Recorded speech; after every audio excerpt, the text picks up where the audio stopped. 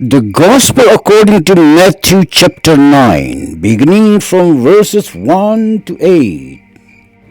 Jesus heals a paralyzed man.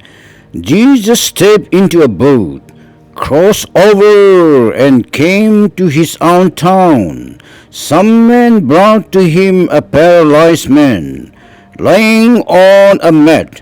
When Jesus saw their faith, he said to the man, "Take heart, son, your sins are forgiven." At this, some of the teachers of the law said to themselves, "This fellow is a blaspheming." Knowing their thoughts, Jesus said, "Why do you entertain evil thoughts in your hearts? Which is easier to say, 'Your sins are forgiven,' or to say, 'Get up and walk'? But I want you to know that the Son of Man has authority on earth to forgive sins."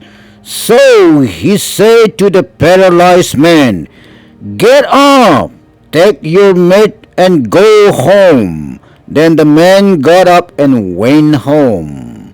When the crowd saw this, they were filled with awe, and they praised God, who had given such authority to man. Mark chapter 2, beginning from verses 1 to 12. A few days later, when Jesus again entered Capernaum, the people heard that he had come home. They gathered in such large numbers that there was no room left, not even outside the door. And he preached the word to them. Some men came, bringing to him a paralyzed man, carried by four of them. Since they could not get him to Jesus because of the crowd, they made an opening in the roof above Jesus by digging through it, and then lowered the mat the man was laying on. When Jesus saw their faith, he said to the paralyzed man, "Son, your sins are forgiven." Now some teachers of the law were sitting there, thinking to themselves, "Why does this fellow talk like that? He is blaspheming. Who can forgive sins but God alone?" Immediately Jesus knew in his spirit that this was what they were thinking in their hearts. And he said to them, "Why are you thinking these things? Which is easier, to say to this paralyzed man, 'Your sins are forgiven,' or to say, 'Get up, take your mat and walk'?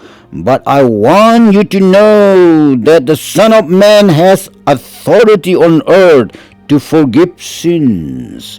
So he said to the man, "I tell you, get up, take your mat and go home." He got up, took his mat, and walked out in full view of them all. This amazed everyone, and they praised God, saying, "We have never seen anything like this." Luke chapter 5, beginning from verses 18 to 26.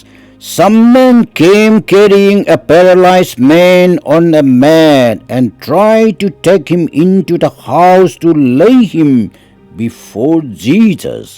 When they could not find a way to do this because of the crowd, they went up on the roof and lowered him on his mat through the tiles into the middle of the crowd, right in front of Jesus.